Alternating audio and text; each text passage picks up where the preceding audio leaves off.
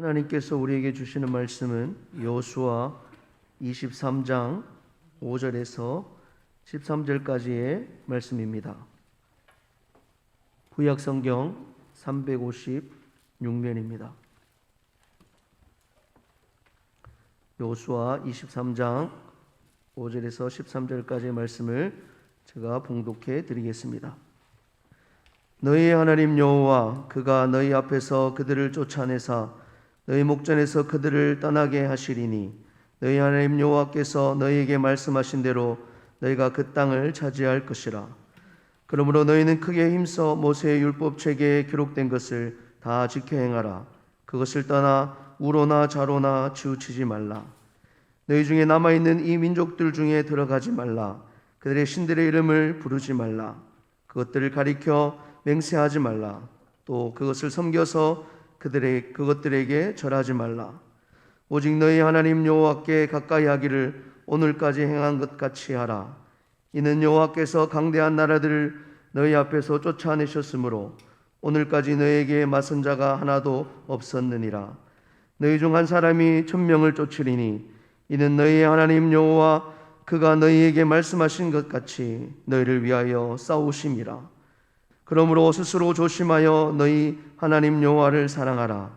너희가 만일 돌아서서 너희 중에 남아있는 이 민족들을 가까이 하여 더불어 혼인하며 서로 왕래하면 확실히 알라. 너희 하나님 여호와께서 이 민족들을 너희 목전에서 다시는 쫓아내지 아니하시리니 그들이 너희에게 올무가 되며 덫이 되며 너희의 옆구리에 채찍이 되며 너희의 눈에 가시가 되어서 너희가 마침내 너희 하나님 여호와께서 너희에게 주신 이 아름다운 땅에서 멸하리라. 아멘. 오늘 본문의 여호수아서는 1장에서 12장까지는 가나안 땅을 정복한 전쟁에 관련된 이야기고 13장부터 21장까지는 가나안의 땅 분배, 그리고 22장은 요단 동편과 서편의 지파들끼리 서로 전쟁의 위기에서 이겨내고 화평케 된 이야기, 그리고 마지막 23장과 24장은 여호수아의 고별 설교에 관한 내용입니다. 이제 전쟁을 마치고 안식과 화평의 시대에 주어진 여호수아 시대, 이제 유언과 같은 오늘 말씀을 우리가 받을 수가 있습니다. 이스라엘 백성들은 가나안을 정복하기까지 외부의 적과 또 내부의 적과의 싸움을 하면서 조금도 쉴 틈이 없었습니다. 가나안 거민과의 7년과의 전쟁을 외부와의 싸움이라면은 땅의 분배를 다 마친 후에 요단강 동서편의 지파가 서로 갈등을 겪으면서 전쟁의 위기에 간 것은 바로 내부의 적과의 싸움이었다라고 할 수 있습니다. 이처럼 하나님의 큰 역사를 이루기까지는 외부적인 적과의 싸움과 함께 서로 내부적인 적과의 싸움이 치열하게 계속되는 것입니다.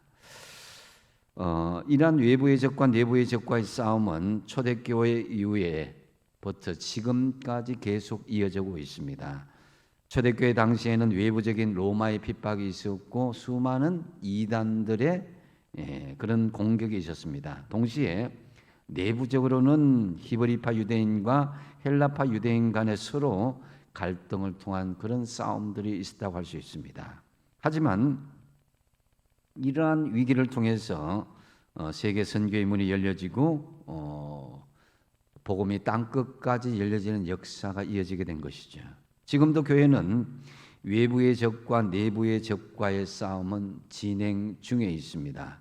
외부의 적은 지금 코로나의 질병과 이단들, 교회를 적대적으로 대하는 사람들이 곳곳마다 있는 것을 볼 수가 있습니다. 내부의 적은 코로나로 인한 신앙의 나태함과 또 여러 우리 안에 부정적인 신앙 태도들을 볼 수가 있습니다. 그래서 국가든지 교회든지 개인이든지 외부로 오는 어떤 위기와 또 내부로부터 오는 위기가 있는데 어려움과 그런 여러 가지 위기가 있지만은 이러한 위기는 마치 바람과 같아서 잘 이용하기만 하면은 순풍의 배가 나아가듯이 더 좋은 결과를 얻을 수가 있게 되는 것입니다. 어쨌든지 이스라엘은 내부와 외부의 위기를 잘 극복하고 가나안에 정착할 수가 있었는데요. 이 정착은 너무나 오랫동안 사모하고 기다려왔던 것입니다.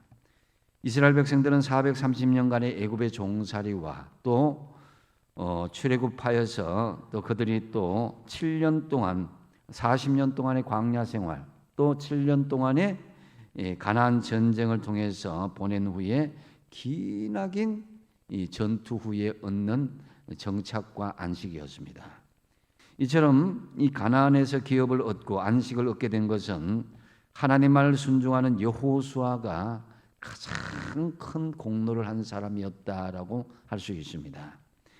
여호수아 같은 출중한 믿음의 지도자가 아니었다면 거의 불가능할 수도 있었습니다. 그러므로 가장 큰 안식을 누리고 상급을 받아야 될 사람은 여호수아입니다.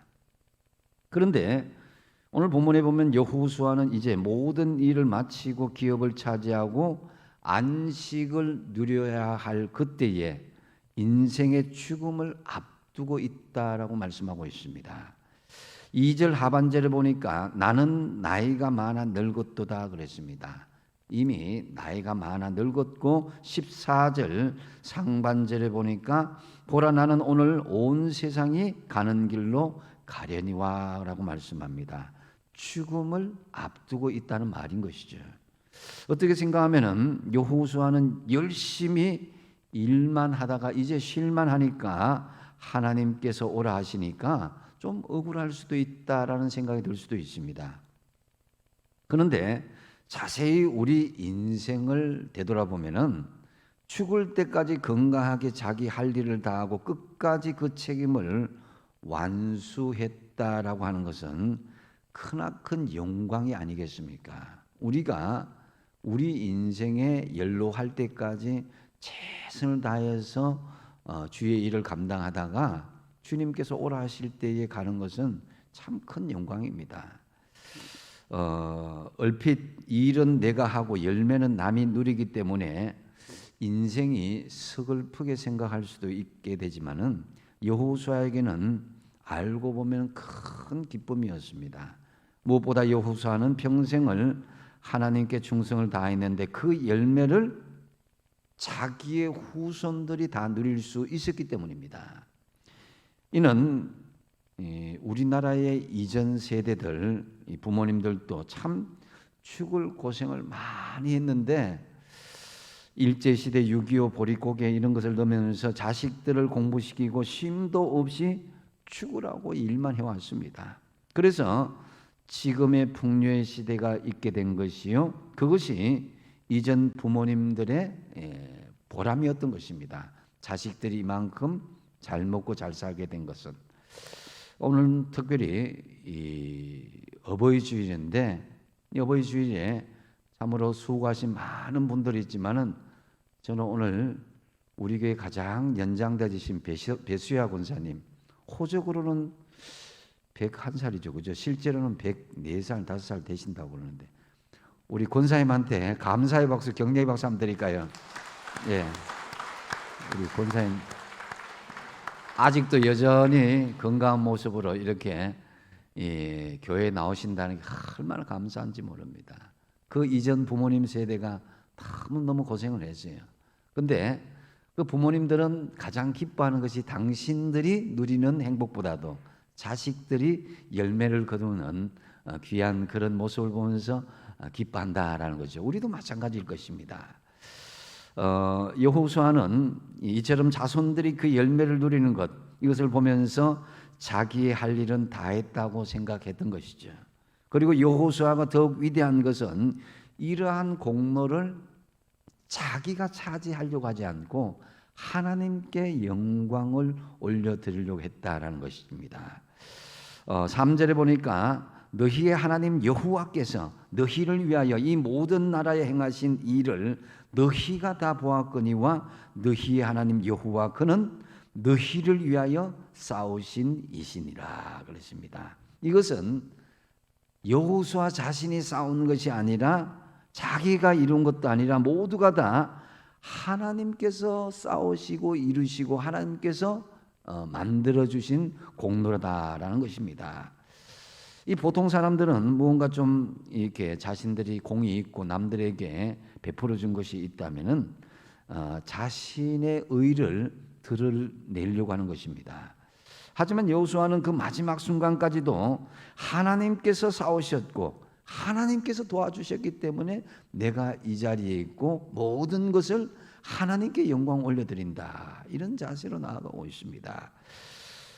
그래서 여러분, 우리도 많은 노력과 힘을 기울이고 지금까지 왔지만은 모든 것은 하나님의 은혜요, 하나님의 역사심을 우리가 생각하면서 하나님께 영광 올려드리는 저와 여러분 되시기 바랍니다. 이스라엘은 이 국가의 탄생 이전부터 지금까지 하나님의 은혜가 아니었다면 아무것도 할 수 없는 나라의 백성들이었죠. 하나님의 은혜가 아니었다면 참 불쌍한 노예 신분 그 자체로 머물러 있었을 것입니다. 그러나 하나님의 은혜를 받은 이스라엘은 강력한 군사력을 가지게 되었고, 하나님의 은혜를 받지 못한 그 가나안 거민들, 강력한 성을 가지고 있었음에도 불구하고 하나님의 군사로 무장한 이스라엘 백성들이 이 가나안 거민들을 물리쳐 이겨낼 수가 있었던 것입니다. 이것이 바로 하나님의 은혜인 것이죠. 여호수아는 자기의 용맹성과 치밀한 작전, 탁월한 지도력, 이러한 것을 자랑하지 않았습니다. 바로 죽는 순간까지도 모두 하나님에게 공을 돌리며 하나님의 은혜에 감사했던 것입니다. 이러한 건강한 믿음의 바탕 위에 선 여호수아는 이제 나이가 많아서 죽게 되었는데요, 이스라엘이 이 믿음의 공동체로 이 지금까지 살아왔던 그 모습 그대로 살아가기를 바랬습니다. 그래서 23장의 짧은 고별 설교 가운데서도 가장 많이 사용된 단어가 너희 하나님 여호와였습니다.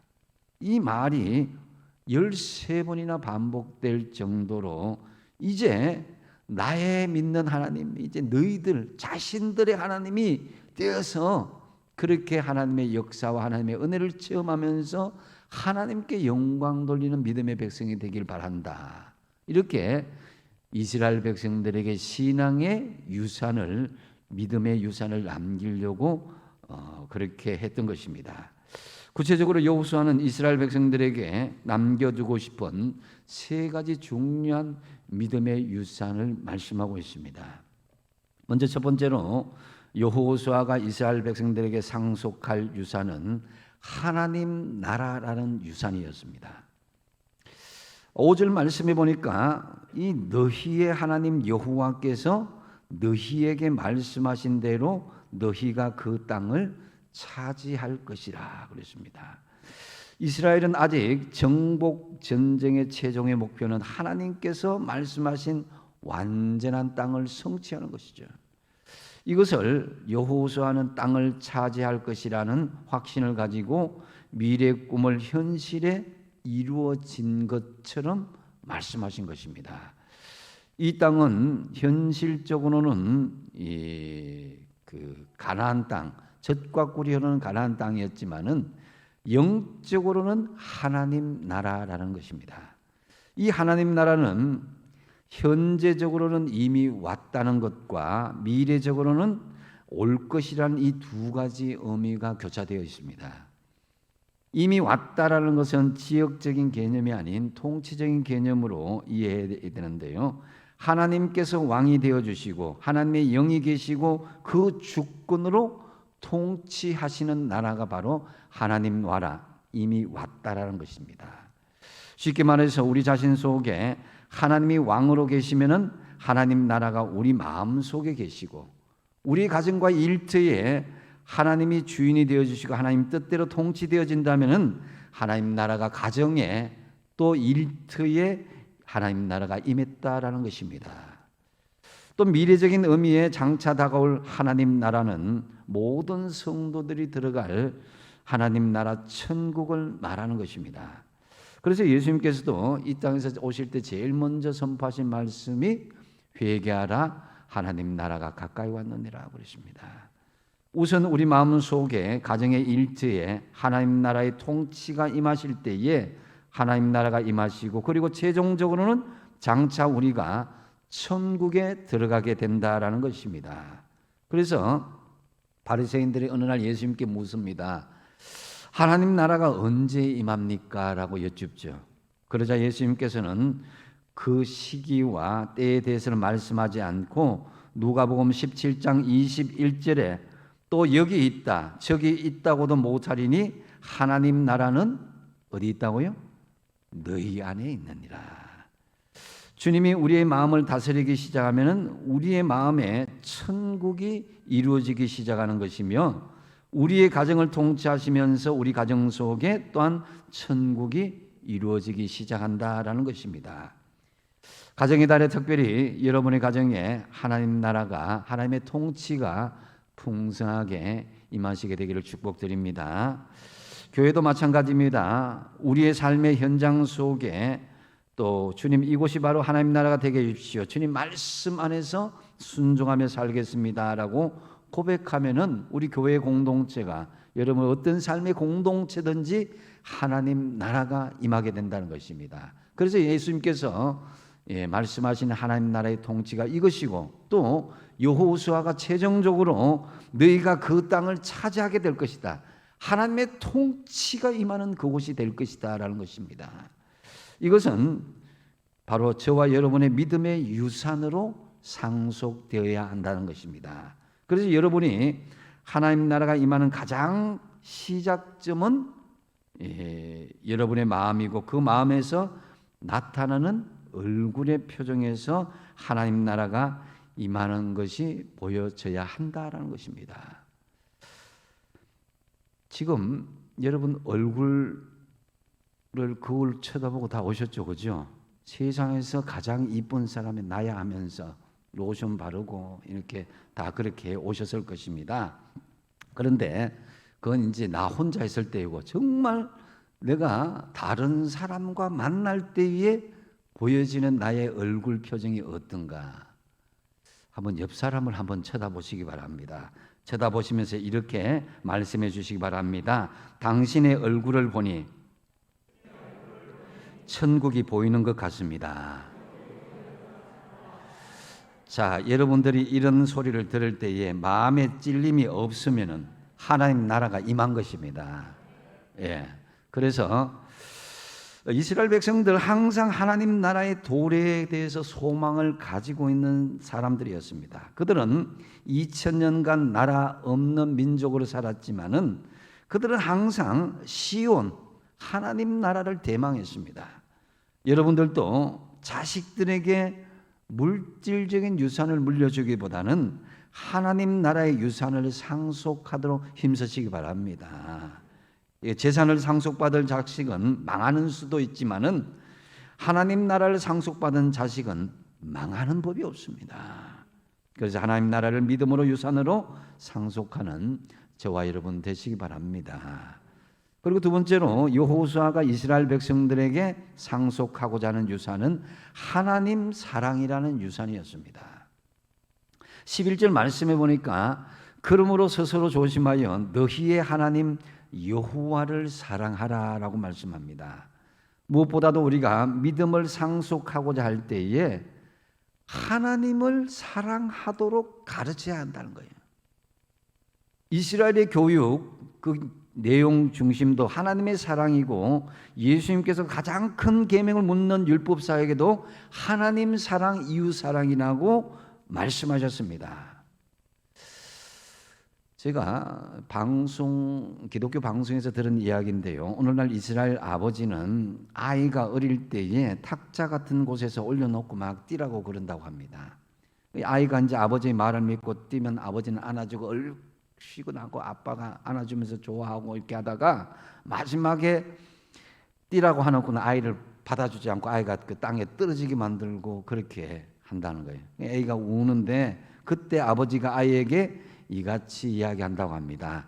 너는 누구도 믿지 말라. 오직 하나님만 믿으라라고 하나님만 사랑하라는 철저한 교육이 유대 교육 중에 있다는 것입니다. 그러면 여러분 하나님을 사랑하는 방법이 무엇인가 생각할 때에 크게 두 가지로 볼 수가 있는데요. 적극적으로는 하나님의 율법, 하나님의 말씀을 지키는 것입니다. 6절 말씀에 보니까 그러므로 너희는 크게 힘써 모세의 율법책에 기록된 것을 다 지켜 행하라. 그것을 떠나 우로나 좌로나 치우치지 말라 그랬습니다. 여호수아는 모세의 율법책에 기록한 대로 전쟁을 하고 땅을 분배했고 꼭 믿음의 승리를 이루었습니다. 하나님의 말씀대로 자신이 스스로 임상을 해보고 실천한 결과를 가지고 이스라엘 지도자들에게 하나님의 말씀대로 지켜 행하라. 이것이 하나님의 사랑인 것입니다. 뜨겁게 연애를 하고 사랑하는 사이는 그 사랑하는 애인이 보내온 이 연애 편지나 문자, 이것을 읽고 또 읽고 생각하잖아요. 그죠? 이 문자의 의미가 무엇일까? 막 생각을 합니다. 사실은 조금 더 부풀려서 생각을 하죠. 좋게. 마찬가지로 우리도 하나님과 연애하는 사랑하는 사이가 아닙니까? 그죠? 그렇다면 하나님의 연애 편지인 이 성경 말씀을 읽고 묵상하고 실천하는 것이 하나님 사랑의 첫걸음이 아니겠냐라는 것입니다. 그리고 좀 더 소극적으로 보면 우상 숭배를 하지 않아야 하나님을 사랑하는 것이다라는 거죠. 7절 말씀에 보니까 너희 중에 남아있는 이 민족들 중에 들어가지 말라, 그들의 신들의 이름을 부르지 말라, 그것들을 가르쳐 맹세하지 말라, 또 그것을 섬겨서 그것들에게 절하지 말라 그랬습니다. 사랑한다고 하면서 다른 여자를 쭉 쳐다보면 기분 좋아하는 사람은 아무도 없습니다. 그래서 여러분, 내가 사랑한다 말을 하면서 다른 여자나 남자에게 눈길을 돌린다 하는 것은 진정한 사랑의 모습이 아닌 것이죠. 마찬가지로 하나님 사랑한다고 하면서 우상이나 신들을 섬기지 않는 것은 당연한 것입니다. 이 우상 숭배라는 것은 조금 광의적으로 확대를 하면은 하나님보다 더 사랑하는 그것입니다. 꼭 우리가 어떤 우상 앞에 절하고 그걸 섬긴다기보다도 하나님보다 더 사랑하는 것은 물질이나 또 자녀들, 손주들, 내가 지향하는 어떤 목표들, 이것을 놓지 못하는 거예요. 그 부분에서 지나치게 하나님보다도 집착하지 마라는 거죠. 그래서 하나님 사랑, 이것은 말씀에 대한 순종과 함께 하나님보다 더 좋아하는 우상을 따라가지 않는 것, 이것이 하나님을 사랑하는 것이다라고 정의할 수 있습니다. 당시 가나안 땅 이방의 풍습은 굉장히 물질적이고 성적인 쾌락 중심이었습니다.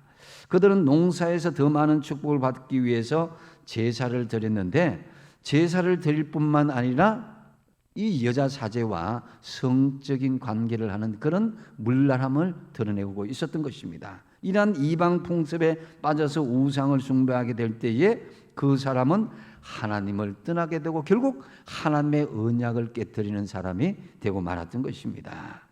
그래서 16절 말씀에 같이 한번 읽어보겠습니다. 시작. 만일 너희가 너희 하나님 여호와께서 너희에게 명령하신 언약을 범하고 가서 다른 신들을 섬겨 그들에게 절하면 여호와의 진노가 너희에게 미치리니 너희에게 주신 아름다운 땅에서 너희가 속히 멸망하리라. 아멘.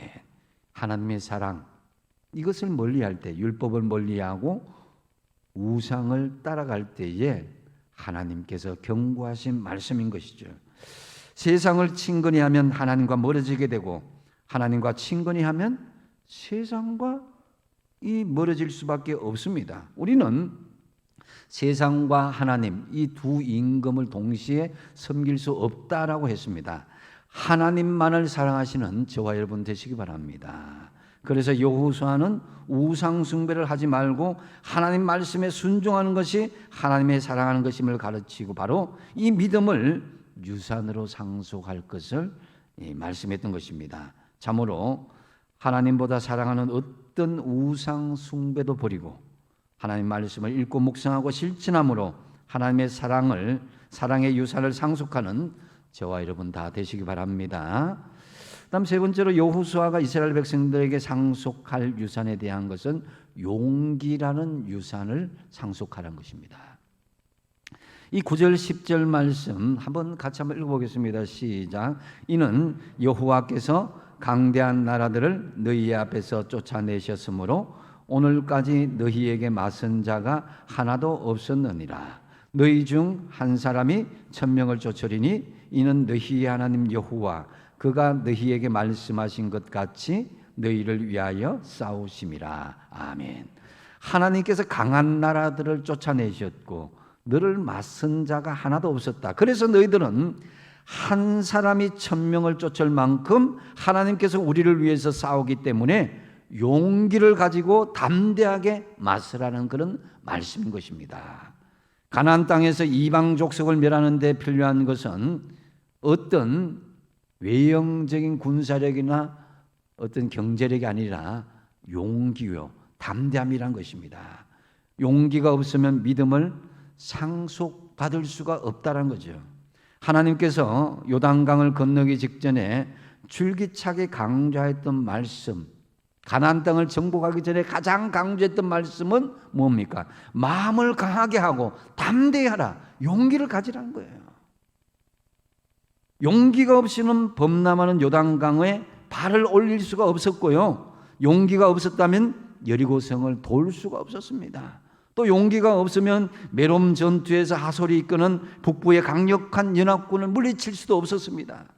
그러므로 여호수아는 후계자들을 불러서 용기라는 유산을 상속하라고 당부했던 것입니다.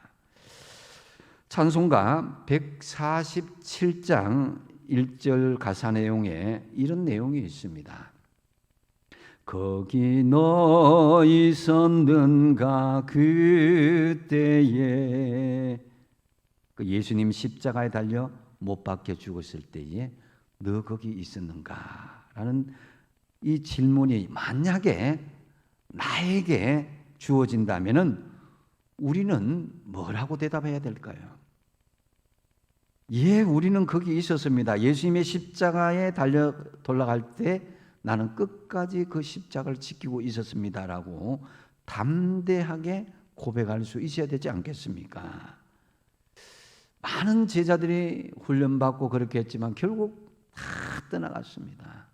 물론 나중에 돌아오긴 했지만은 지금 우리의 믿음의 상태가 어떤 환경이나 조건이 되기 때문에 주님을 지키는 것이 아니라 주님 주시는 믿음의 담대함, 용기가 있기 때문에 우리는 주님 곁을 또 믿음을 지켜나갈 수가 있어야 되는 것입니다.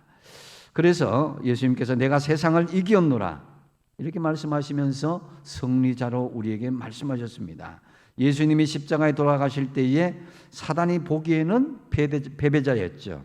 바리새인과 서기관들, 대제사장들은 스스로 자기들이 이겼다고 생각했습니다. 그러나 사흘 뒤에 예수님은 죽음을 이기시고 부활 승리하셨던 것이죠. 히브리서 10장 35절에 그러므로 너희 담대함을 버리지 말라. 이것이 큰 상을 얻게 한다고 말씀하는 것입니다. 여러분 용기와 담대함을 가지시고 하나님이 주신 상급을 얻으시기 바랍니다. 유명한 이 믿음의 화가인 렘브란트 잘 알고 있을 것입니다. 그가 그린 십자가를 세우다라는 그림에는 예수님의 처형 장면을 잘 볼 수가 있습니다. 좀 크게 보여주면 좋을 텐데 보입니까? 보이는데 이 그림에 보면 다른 사람과 전혀 어울리지 않는 중앙에 있는 한 사람을 볼 수가 있습니다. 이 중앙에 베르모 같은 모자를 쓴 사람, 이 사람이 예수님의 그 십자가에 달린 예수님을 이렇게 세우고 있는 것을 볼 수가 있습니다. 참 안 어울리지 않는 장면이죠. 근데 그 사람이 누구일까요? 그것은 바로 이 그림을 그린 렘브란트 자신을 스스로 회개하는 마음으로 그렇게 그림을 그려놓았던 것입니다. 자신이 만약에 예수님의 십자가에 처형하는 그 현장에 있었다면 나도 예수님을 십자가에 못 박은 장본인으로 그곳에 있었다고 스스로 표현하였던 것입니다. 용기 없었던 자신의 모습, 예수님을 십자가에 달리게 한 자신의 모습을 회개하면서 이 렘브란트는 이 그림을 묘사했는데요. 그러나 이제 예수님께서는 우리에게 용기를 주시고 담대하고 말씀하십니다. 요한복음 16장 33절에 세상에서는 너희가 환난을 당하나, 그 다음 뭐라고요? 담대하라, 내가 세상을 이겼노라. 예수님이 세상을 이겼기 때문에 우리도 세상을 이길 수 있습니다. 또한 사도 바울도 그의 영적 아들인 디모데가 두려워하고 힘들어하자 디모데후서 1장 7절 상반절에 하나님이 우리에게 주신 것은 뭐라고요? 두려워하는 마음이 아니다는 거예요. 담대하고 용기를 가지고 맞서 나가는 것입니다. 다윗이 마지막 죽음을 앞두고 아들 솔로몬에게 준 이 유언의 말씀 열왕기상 2장 2절에 너는 힘써 대장부가 되라, 이런 유언을 함으로써 믿음의 용기를 유산으로 물려주고자 했던 것입니다. 자, 우리는 어떻습니까? 우리 또한 어떤 물질적인 유산보다도 믿음의 용기를 자손들에게 유산으로 물려주어야 하지 않겠습니까? 여러분, 용기 있는 사람이 이기게 되어 있습니다. 우리의 가정과 사업에 어려움이 있더라도 담대하시고 용기를 가지시기 바랍니다. 한 사람의 담대할 때에 그 가정을 살리고 지역을 살리고 교회를 살리고 나라를 살릴 수가 있는 것입니다. 담대하였던 제자들 결국 하나님의 교회를 세우고 로마를 정복하고 세계를 정복할 수가 있었던 것입니다. 참으로 여러분의 가정에 하나님이 주시는 용기를 믿음의 유산으로 상속하시길 바랍니다. 이제 말씀을 맺습니다. 가정의 달을 맞이해서 또 오늘은 또 어버이 주일입니다. 어버이로서 자녀들에게 믿음의 유산을 상속하도록 힘쓰시고 또 자녀로 입장에서는 부모에게 순종하며 믿음의 유산을 잘 이어받도록 하십시오. 잠언서 22장 6절에 하나님께서 말씀하십니다. 마땅히 행할 길을 아이에게 가르치라. 그리하면 늙어도 그것을 떠나지 아니하리라고 말씀합니다. 여러분이 이제 남길 유산은 무엇입니까? 그 많은 것 중에 믿음의 유산을 상속하는 것을 포기하지 마십시오. 먼저 첫 번째는 뭐라고 그랬습니까? 하나님 나라를 믿음의 유산으로 상속하십시오. 이 마음과 가정과 일터 어떤 곳이든지 하나님이 통치하시는 가나안 하나님 나라를 만들어 가십시오. 두 번째로 뭡니까? 하나님의 사랑을 믿음의 유산으로 상속하라는 것입니다. 하나님보다 더 사랑하는 우상 숭배를 버리고 하나님 말씀을 읽고 묵상하고 실천함으로써 하나님의 사랑을 유산으로 상속하여 주십시오. 그리고 마지막으로 하나님이 주시는 용기를 믿음의 유산으로 상속하십시오. 다 힘들고 어렵습니다. 그렇지만 두려워하는 사람과 용기를 가진 사람의 결과는 엄청난 차이가 있습니다. 이것이 부모일 때 자녀들이 보는 경우는 더더욱 그렇습니다. 참으로 하나님 주시는 담대한 용기를 믿음의 유산으로 상속하심으로 여러분 다 믿음의 명문 가정을 든든하게 세워나가시기를 축복드립니다. 기도하겠습니다.